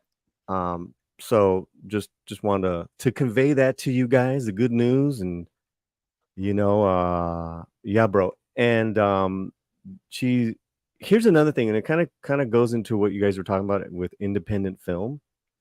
Oh yeah, you want to bring him on right now? Well, we can. I mean, we have another guest joining us just as we're going to wrap up anyway. But hey, Jonas, how you doing, my brother? Hey, sorry about that. No, you're fine, man. That's fine. What's up, brother? Hey, how's it going, hermano? Todo bien aquí. So, Romy starred in an independent film they filmed about a year ago, a little less than a year ago, and it was written and produced by a Zaslav employee. And it looks like it's gonna get bought because they hire. Did I tell you this, Tom, about Los Lobos? No, you didn't mention. Dude, they hired Los Lobos to be to do the music and the sound for the film. For which one? Romy's independent comedy. Oh, I didn't know that. Oh, Oh, wow, that's shit. cool. That's huge. So, Script Well, can we got to back me talk up. about some of that crap in the background anyway, remember? So Yeah, we talk about so much stuff, but Script no, can but we back got to me up. talk about something to do with La Bamba, remember? We got to get something together here soon. Oh, How's yeah. he doing? Yeah. How's who doing? La Bamba. I was just joking. La Bamba. But I just wanted to say, like, when you get like someone like a Los Lobos to sign on, Script, that an independent film takes on a different level, doesn't it? Well, yeah. I mean, names help a lot with its marketability and its ability to basically get exposure, and also basically jump up an extra tier, because a lot of these ones are privately financed through friends, family, whatever. Sometimes certain film tax credits, and that financing is kind of a debt that's around there. And if you have enough names in your indie to start pitching it around town for a studio release, that allows you to pay off that debt and hopefully get a little bit of extra change, plus a nice little back end deal for everyone involved, so that it actually expands on their career and maybe create some additional networks so that they can pitch something that doesn't have to go through the independent circuit and get a studio deal at the get-go. Well, for so long, Tom, the thing with horror is that they were cheap to make. They still are, but this Exorcist deal, that was just too expensive, bro. It makes no sense. I don't understand it. I mean, I would understand if they spent the $400 million to get all the movies in the franchise, but Morgan Creek only owns 3 and the 2 versions of Part 4. They don't even own the first 2. They bought the rights in the late 80s.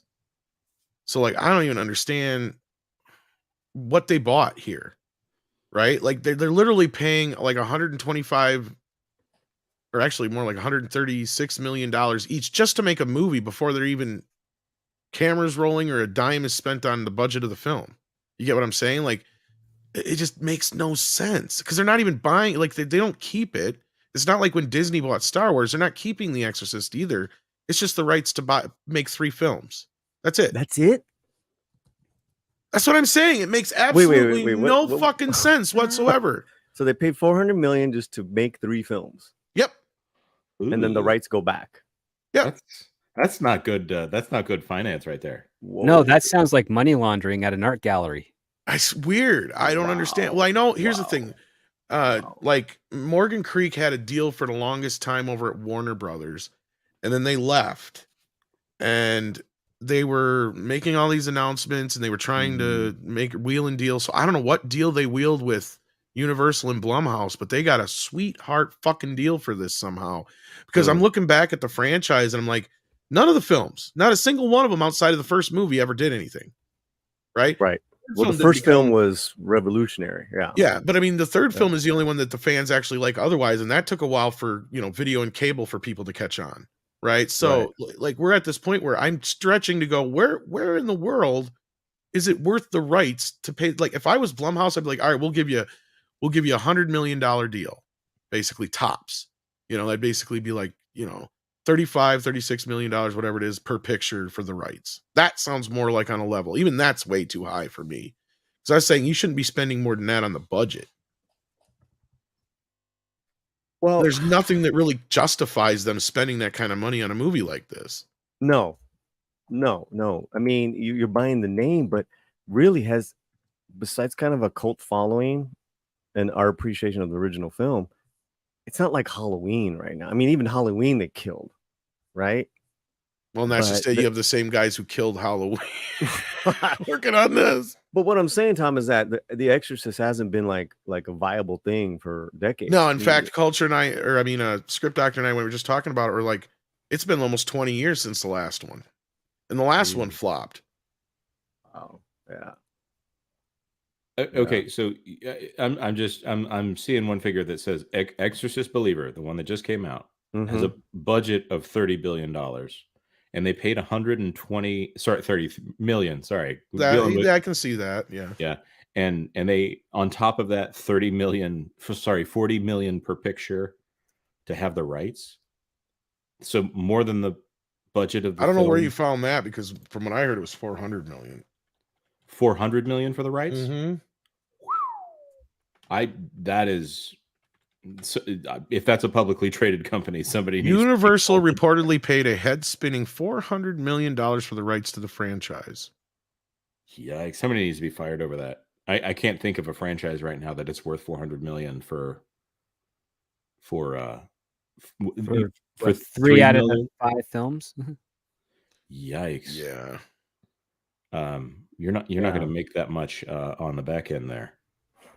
Yeah, I'm trying to share this article here, but the ads are horrible. Holy crap!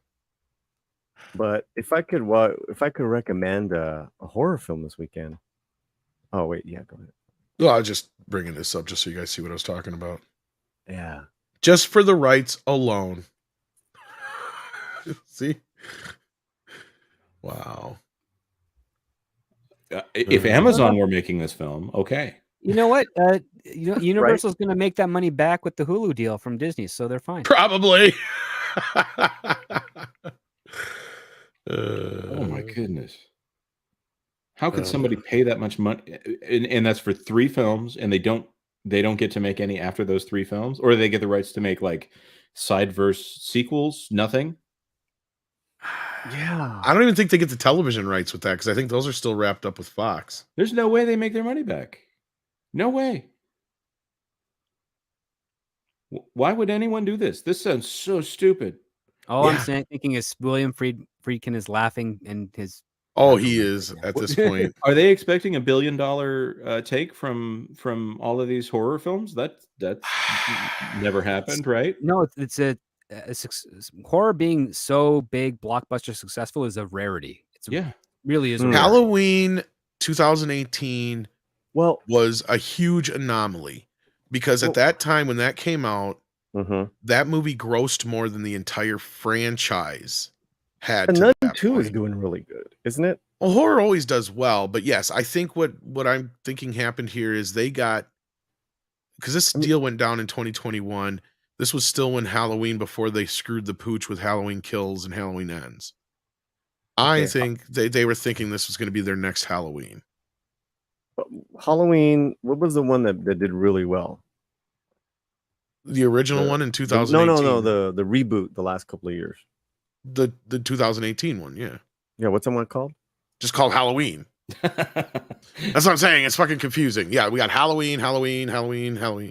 There's 3 movies with the title Halloween now. Right. Because you have Rob Zombie's Halloween, and then you have the original John Carpenter Halloween, then you have 2018 Halloween, yeah. Well, then the Nun 2 worldwide, 234 million. That's crazy. So this was a Peacock plus. Oh, okay. See, and that's what I was saying. Initially, I think they were going to do a drop on both, because that was my understanding, was it was going to be a Peacock and theaters at the same time. They didn't. They either changed their mind or it's not dropping on Peacock till next week. But I double checked last night before I went and got a ticket, and I'm like, it doesn't say it's coming on Peacock yet, because it said something about 30 to 40 days after or whatever. So I'm like, they must have decided to hold off on it.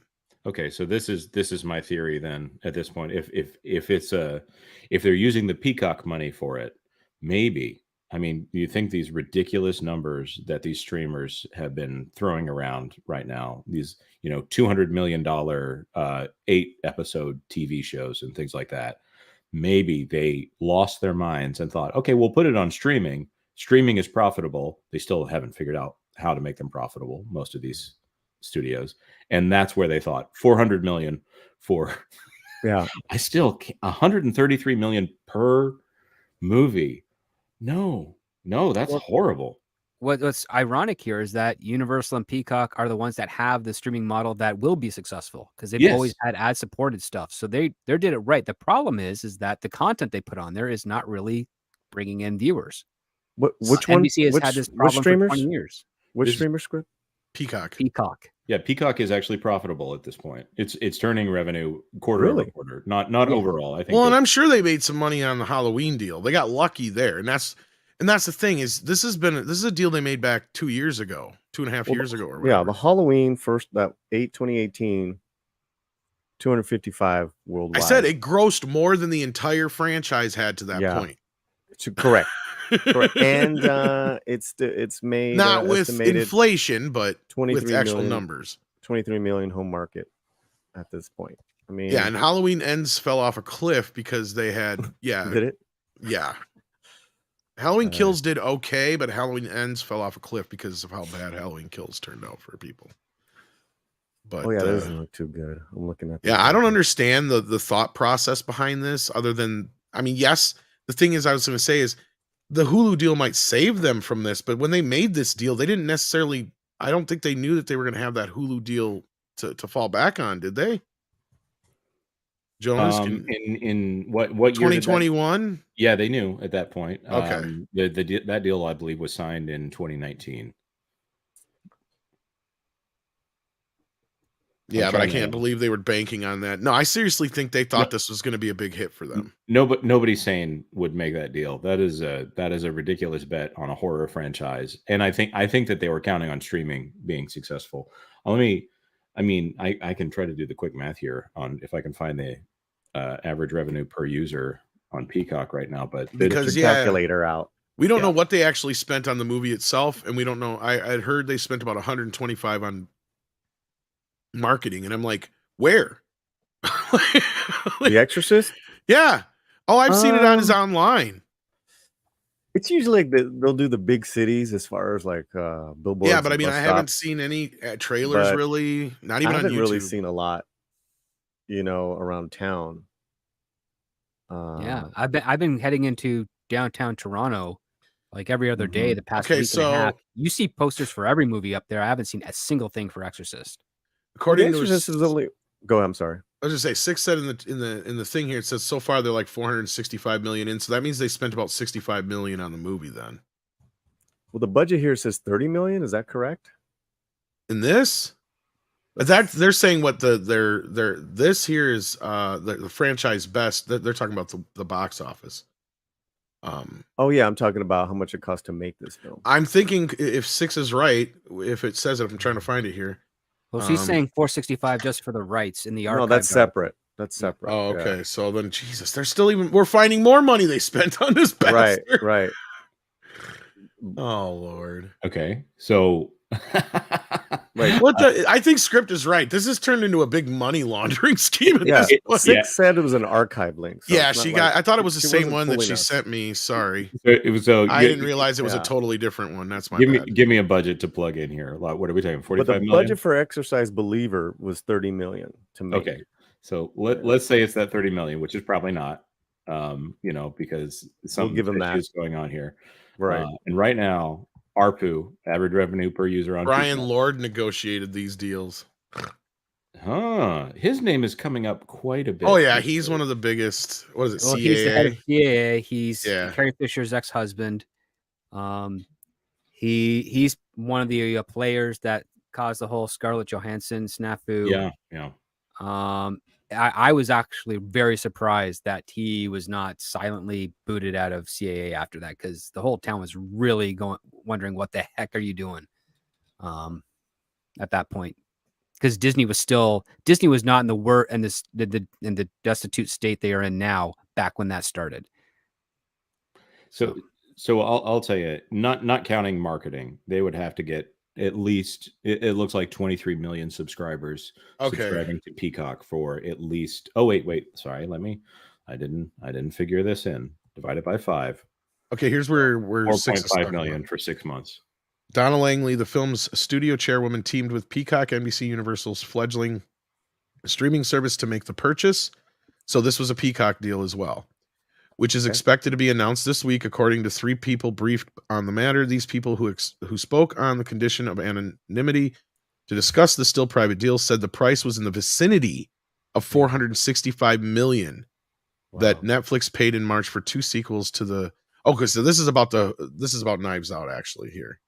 Oh my God! Did both deals. I'm getting so confused here. Yeah, I am too. So Netflix spent 465 out and whatever else. So they're saying that this deal was in the same region. So it's in the 400. We don't know. 400 is just a fuzzy number, is what they're saying. So it might have been more. So Netflix is paying Star Wars figures for Knives Out. films. That's a different, unrelated story. But what they're saying is that this deal was in that vicinity. Okay, I get what they're saying now. Okay.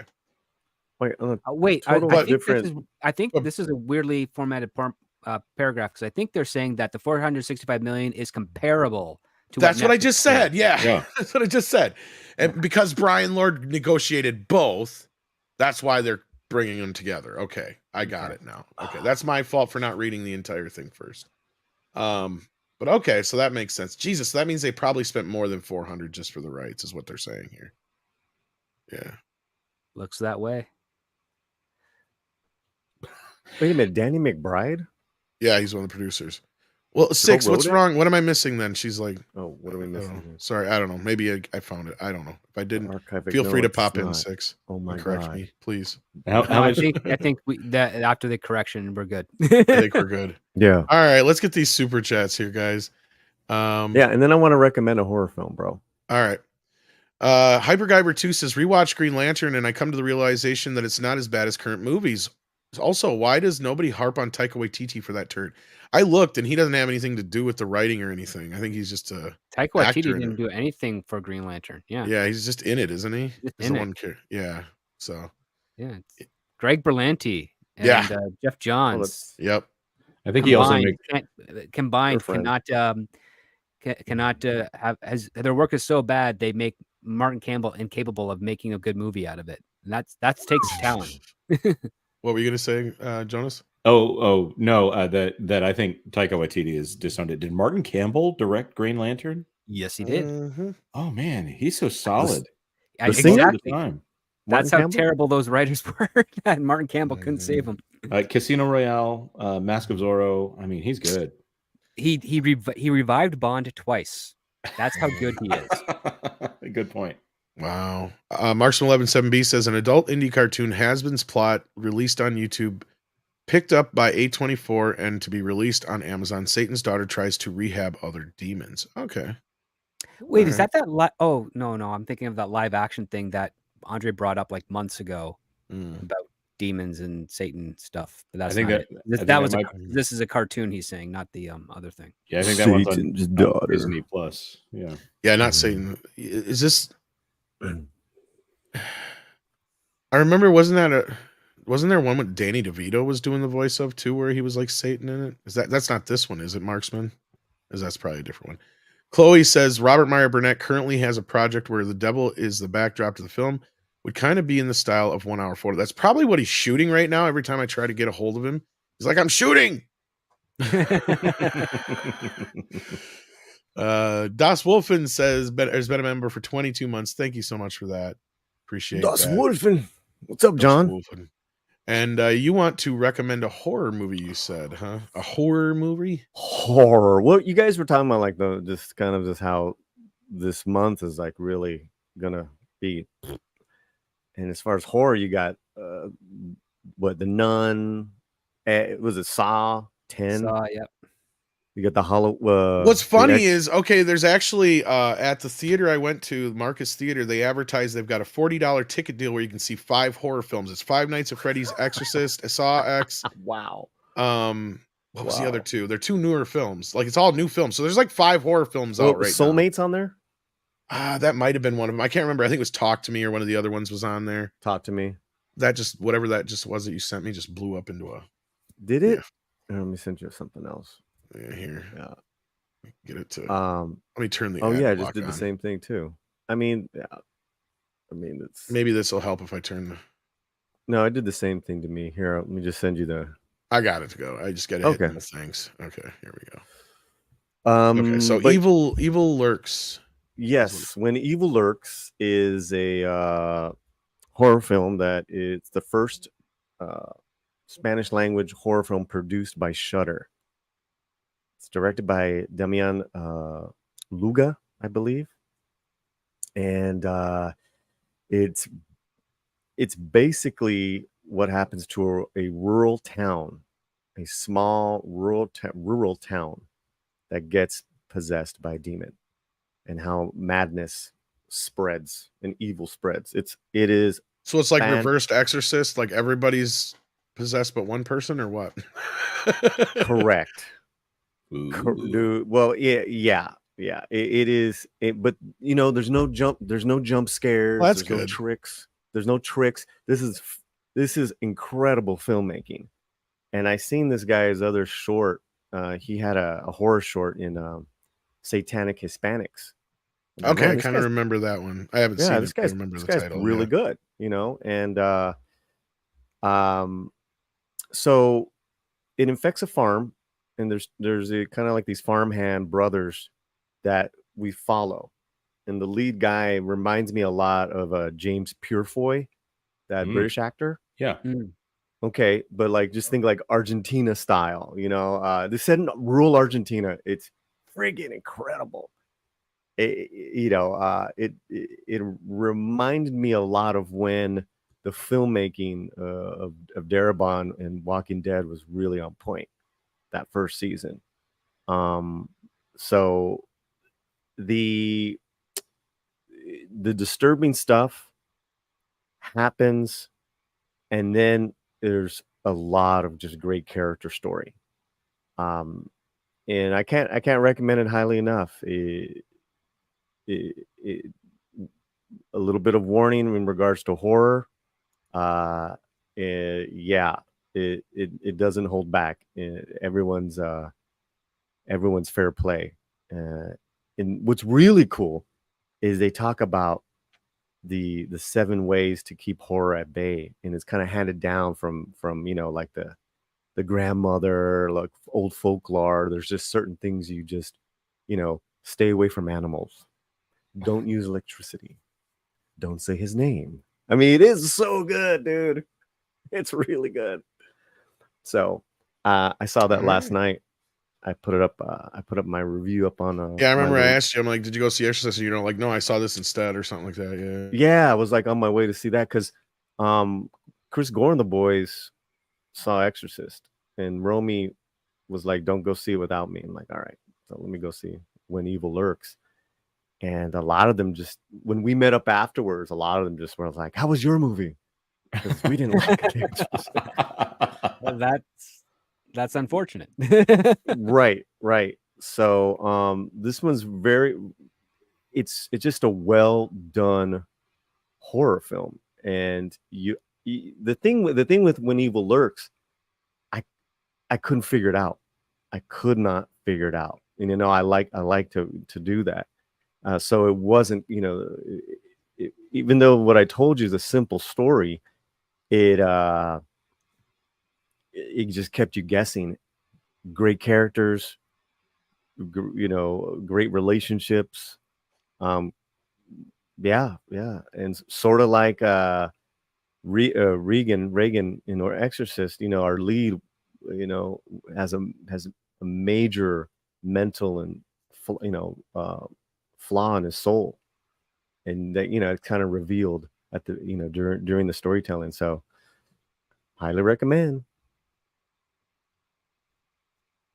All right. Well, we got Paulie recommends. Thank you so much. Then we got JWT, who says Green Lantern was lesser halves of 2 separate good Green Lantern movies smashed together. Kind of. I see what you're saying there. Yeah. Oh, one last thing I do want to say that film will be on Shudder at the end of the month.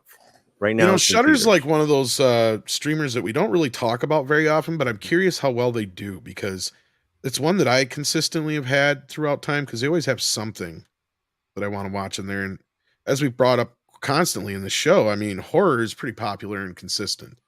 So I got to imagine that Shudder is a pretty well liked channel. Go ahead. Sorry.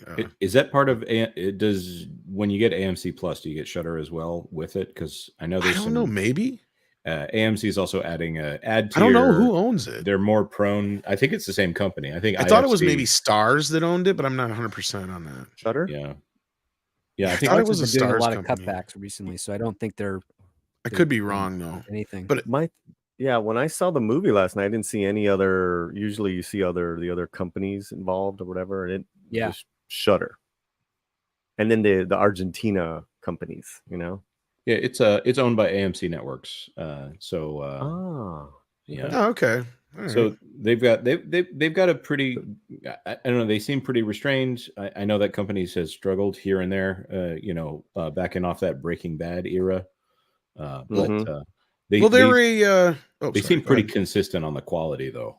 I was gonna say, yeah, they're Shudder. as far, they don't like do a bunch of advertising. They're not expensive. They're only $5 on Amazon Prime. They have a shit ton of horror movies. They do a lot of original material. They brought Joe Bob Briggs on, which was great. You've got like they seem to have like whatever deal they have through like whatever Scream Factory or Shout Factory is doing for whatever their recent movies, they seem to end up getting the streaming deals for those.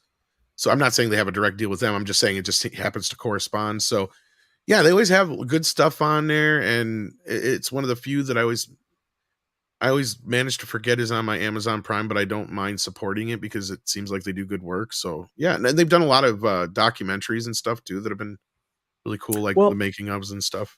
You know, what's interesting is that they're coming out with this one, and then it's going to be on their streamer right before, like 5 days before Halloween or whatever it is.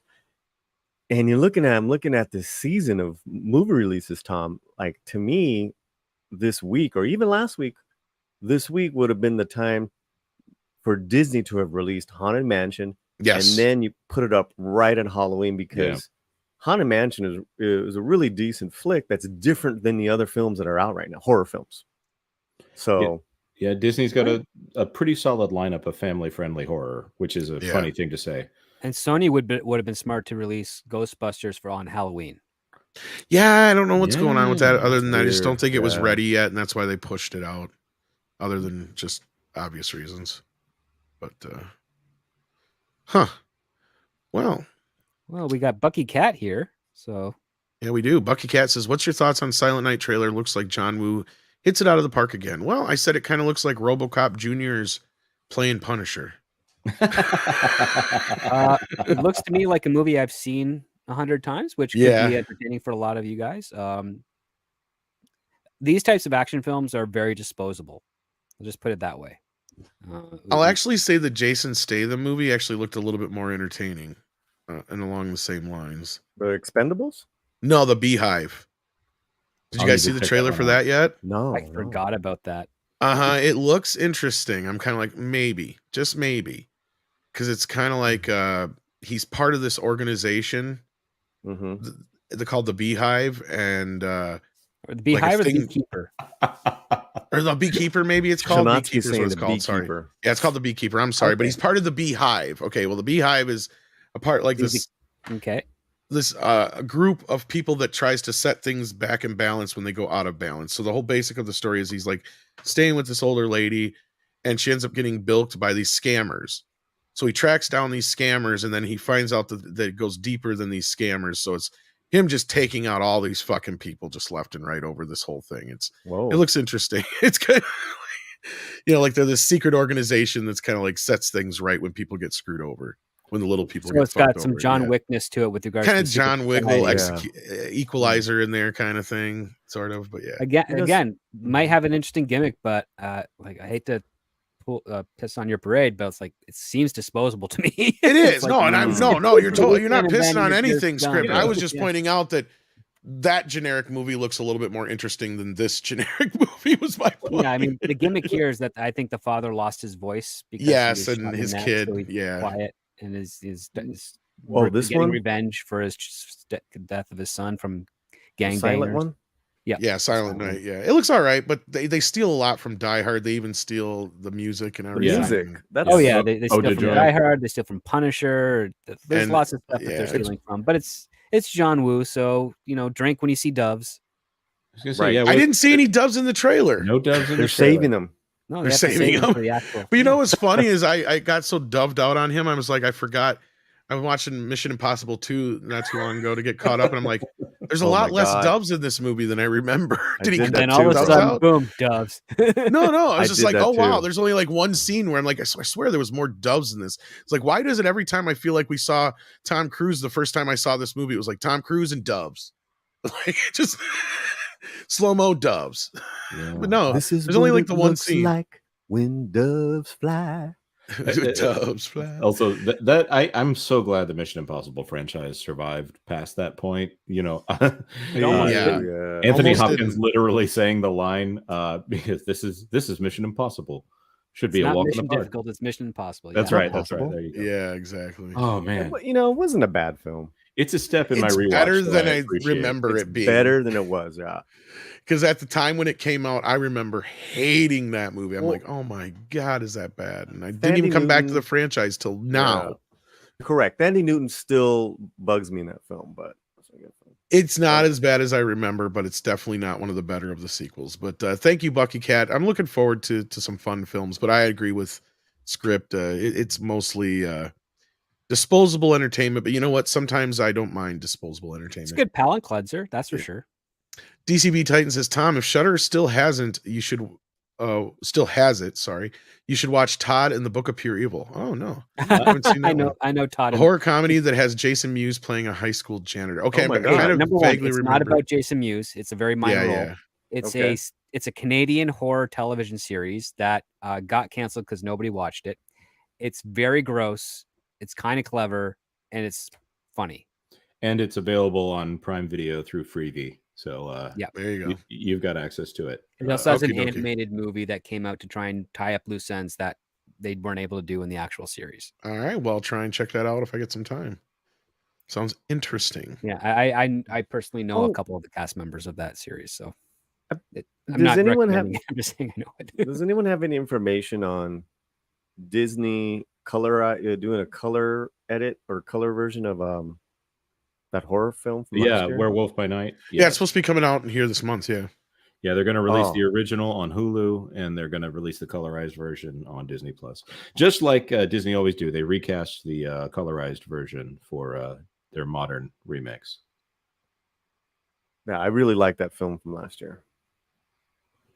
Yeah, I might check it out. I reluctantly didn't check it out last year. or I whatever told you when to it see came it out. last year, fool. You did, and everybody else did too. And after everybody finally said, I'm like, well, I'll save it for this year. Now that they're doing the color version, maybe I'll just watch the color version. Not that I don't appreciate the whole black and white aspect of it, but you know, if I still have Disney Plus, that is. My kid had it for free, but since they cracked down on the passwords, I haven't tried it in a while, so I don't know if I can still get on or not. Or you said it was be on Hulu? Oh, I canceled my Hulu. Yep. They're putting it on Hulu to try to boost it. I wouldn't be surprised if they end up trying to put more stuff on network television.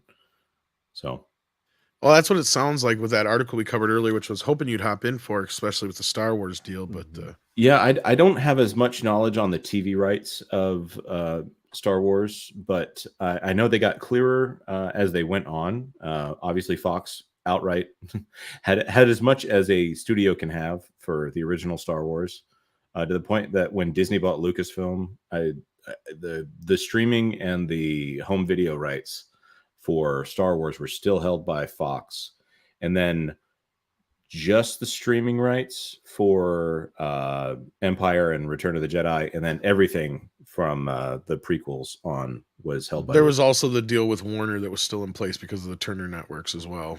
Yeah. Which that was what the article was about, is they re-upped the deal with Turner Networks and they added the newer films to that deal. Yeah, when they were spending like drunken sailors to get as much as possible on Disney Plus.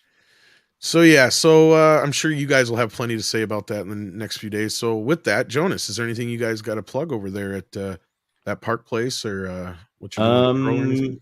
Yep, Pro contacted me. I'm not sure how much I'm allowed to say, but I'll go ahead and spill. I'll tend towards what I might not be allowed to say just to keep it juicy. He talked to some contacts at Lucasfilm, and there's some friction about Loki coming out this week and what that means as far as how it's going to make Ahsoka look. Oh, yeah. I didn't even think of that. I didn't even think of that at all. Like, that is kind of overlapping those two. Oh, Yeah. too bad. No. It is overlapping? Yeah. Kind of. No, Ahsoka's the done. Ahsoka's done. It now. is done, but it's also the week of the finale, and they're premiering Ahsoka. I see they're premiering Loki. I see where Jonas is, where there could be some tension between Marvel and Lucasfilm right now. I can see that. It'd be silly because customers don't have to watch one or the other. That's the beauty of on demand. I know, but that's the way they think. Well, if they, yeah, it's a good point, Script. But if one is successful and the other is not, there's going to be a comparison between Kevin Feige. Exactly. Kind of like how YouTubers do that stupid shit when it really doesn't matter. Oh no, it's a valid comparison because it's basically, well, which executive producer in charge of the studio is actually doing? Well, there's that. Yeah, that's true. But I mean, as far as like, you know, when people started to go, oh, nobody's watching me because they're watching somebody else. It's like, no, those people would watch you if they'd rather watch you. It's like, get over yourself, you know, kind of thing. They might watch you on the replay. There's also that. That's what I mean. Yeah. It's an asinine thought that one thing is conflicting with the other unless they're on at the same exact time and it's live television. I don't understand how anybody can say that anymore.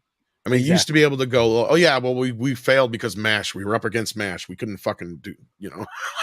Yeah, for appointment television, it's a lot harder. Yep. Right. Yeah. Right. Well, there's more, and Pro will have it. So I can't wait to hear it. Can't wait to hear it. So stay tuned for that, guys. Check out that Park Place and WWW Pro. Script Doctor, besides your Patreon, anything you got to plug, or should people just check out your Patreon for your latest? Yeah, just check out my Patreon for my latest. Yeah, that's all I can say right now. All right. I know you're busy at work again, so I'm sure that things are a little light at the moment, but do check in with Script. And Paulie, what you got going on? Yeah, we're doing 2 videos a day. 2 short videos a day. And Monday through Saturday. It's been kind of hitting that the last couple of weeks. So coming up in about an hour is a Robert Meyer Burnett video we did on 4 great AI characters in film. And also, too, you can check out my horror review that I went to the theater last night. So yeah, man. It's having fun. Are you going to do And Midnight's Edge Español mañana. I'm sorry. Excellent. Yeah. Are you going to do Exorcist as well eventually? You're supposed to go see it with Romy, aren't you? Right. Yeah, probably eventually. Yeah, we're late on that one. We're going to be late on that one. Probably won't be able to see it till it's on streaming already next week. Yeah. Yeah, I think also too, it's just like hitting those, you know. Well, shit, even movies like Equalizer 3 that did okay are already on streaming, on video on demand. It's already on demand, yeah. Yeah. That one surprised me. It was a good movie, though. I actually enjoyed it quite a bit. Fantastic film. Yeah. I mean, again, it's just more disposable stuff like Script was saying, but at least this movie, they went back to the first movie. They have the more episodic nature to it that leads all to a story that collides, kind of thing. I mean, the other part too is the creator is probably going to hit streaming in a week because it's not doing well. Probably. That's why I'm glad I waited. I was thinking about it. I'm like, you know what? I'm just going to wait. That fucker's going to be on streaming. It's pretty disappointing. Again, I'm not a fan of Gareth Edwards as a director. I think he should stick to special effects. So you actually you got to see a screener, didn't you? Yeah, I got to see a screener. Unfortunately, I had to leave early last week because I had prior obligations. But yeah, creator. Again, I think Gareth Edwards it was good for Gareth Edwards to leave Star Wars. I just don't think Tony Gilroy was the right person to come in to fix that. I think they should have got someone else. Gareth Edwards, listen, I think who he is as a person, great guy, and I applaud him for trying to reach out to become a writer and a director. He doesn't have the skill set yet. He has to go back and start smaller and just focus more on his special effects because he can nail those. But again, nailing special effects is a lot easier than trying to write a very compelling story. So he sounds like another guy who should stick mainly to either just directing or cinematography. No, not even that. Just special effects. That's what he does. He's special effects guy. Yes, great special effects supervisor, great compositor, all those things. He's one of the best. I don't think he's got the chops for directing and writing yet. I think he's many years out, and he's never too late. Who wrote his Godzilla? Who wrote the 2014 Godzilla? I think he did a little bit of. I'll have to check here. Let me. I disagree slightly with Script. I saw the creator. I am not it is not staying with me that well. I didn't write it. But I think Gareth is, a filmmaker, to watch. I rather enjoy his vision. David Callahan wrote it, and the screenplay by Mark Bornstein. So that's it. Surprisingly, not so many writers on Godzilla. That's crazy. Right? Yeah, he writes and directs his own stuff. for the most Well, he part. didn't have anything to do with the writing of Godzilla, because I thought Godzilla was fairly well written. I just hate when it shifts in the story, but when Cranston dies. yeah, like what the fuck? I don't care about fucking Kick-Ass and his sister. Yeah, that was a weird. Yeah, like what the hell? But anyway, so yeah, on the other hand, I have no idea what the hell I'll be up to between now and Sunday. But Sunday 6 wants me to let you know, and rightfully so. We are going to hit the second half of our 85 Halloween film list. So do check into that. Nice. Check out the first half that's already out there on Midnight's Edge After Dark. Also check out me and Price of Reason. We broke down Exorcist Believer last night, and I have a feeling Andre and I and maybe Nate and some other guests might talk about Mr. H. Nate. Exorcist Believer this afternoon, evening yet. We'll see. If not, maybe tomorrow or something. We'll try to work something out. But that's where Andre had to go. For those who missed out, we're going, where's Andre? Right. He went to go see The Exorcist. So stay tuned for that, kids. And with that, take care of yourselves, and we'll see you on the next stream. Well, this is the thing. The horror movies, scary movies. That's the thing I made for it. There you go. Check it out. Good. Wow. Bye. Bye. Adios. Time for koalas. See you. Koalas in the rain, koalas in the rain, no fucks given. Koalas in the rain, koalas in the rain. Oh yes, I'll be on Pop Culture Minefield tomorrow talking about Fright Night.